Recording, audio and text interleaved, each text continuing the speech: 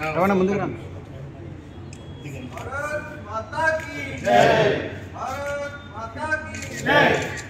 నరేంద్ర మోడీ గారి నాయకత్వం.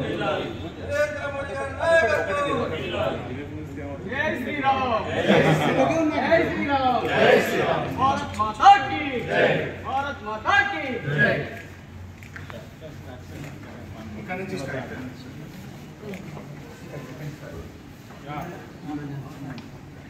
కొద్దిగా ఇంకా జర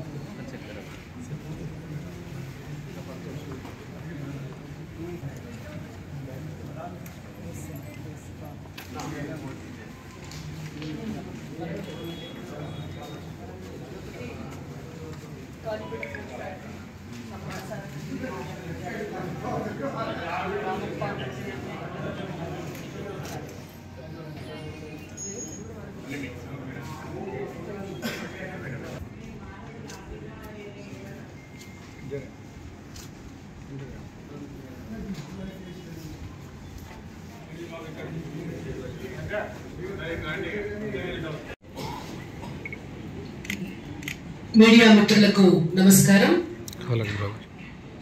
నరేంద్ర మోడీ గారి 11 సంవత్సరాల సేవ సుపరిపాలన ఈ అంశం పైన భారతదేశ వ్యాప్తంగా జరుగుతున్నటువంటి ప్రెస్ కాన్ఫరెన్స్లు, ఫోటో ఎగ్జిబిషన్స్ మరియు ఇంటలెక్చువల్ మీటింగ్స్ వీటికి సంబంధించి తెలంగాణ రాష్ట్రంలో కూడా నిన్నటి నుంచి ఈ కార్యక్రమాలను మొదలుపెట్టడం జరిగింది. ఇవాళ భారతదేశం ఆపరేషన్ సింధూర్ లాంటి ఒక అద్భుతమైనటువంటి విజయాన్ని ప్రపంచానికి చూపించి అటువంటి విజయంలో భాగస్వాములైనటువంటి మహిళా కమాండర్లను ముందు కూర్చోబెట్టి మహిళా సాధికారికతకు దేశం అగ్రగమ్యంగా ముందుకు పోతుంది. ఇవాళ మహిళలకు మేము పెద్ద ఎత్తున అవకాశాలు ఇస్తున్నాము.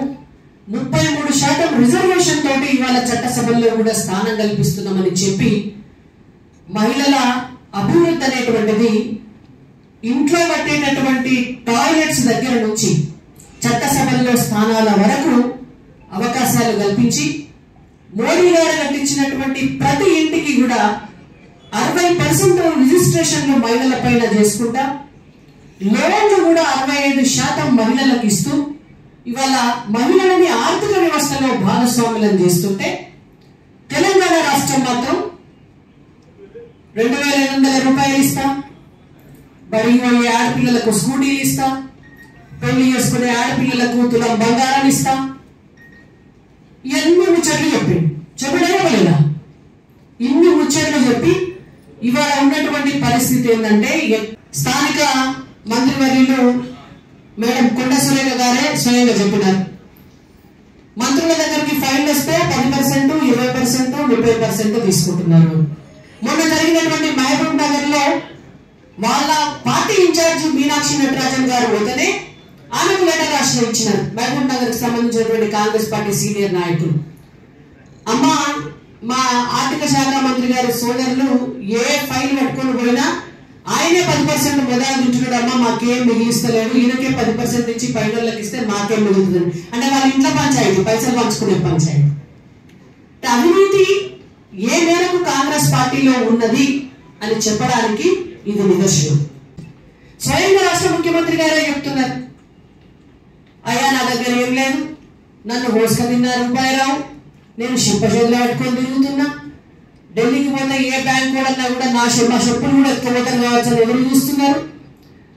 కాబట్టి మేము బిచ్చాలు అడక తింటున్నాం, మా కాడ రూపాయి లేదు, నన్ను ఎవ్వరు జీతాలు అడగద్దు, రాష్ట్ర ప్రజలు ఎవరు మేము ఇచ్చిన హామీలు అడగద్దు అని.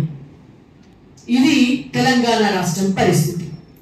వరంగల్కి వచ్చి సమ్మక్క సారక్క మీద ఒట్టేసి, భద్రకాళి అమ్మవారి మీద ఒట్టేసి, పోషమ్మ మీద, మైసమ్మ మీద, ఎల్లమ్మ మీద, ఇంకా అసలు ప్రపంచంలో లేని దేవతలందరినీ కూడా తీసుకొచ్చి తెలంగాణ ఊళ్ళల్లో గుళ్ళు కట్టుకునే ప్రతి దేవతను కూడా బహిరంగ సభ మీదకి ఆవహింపజేసి అన్ని ఒట్లేసి ఇవాళ మీరు ఏం అడిగినా కూడా ఒట్టు నా మీద ఒట్టు, ఇది తెలంగాణ మీద ఒట్టు, ₹1 కూడా లేదని అంటున్నాడు రాష్ట్ర ముఖ్యమంత్రి.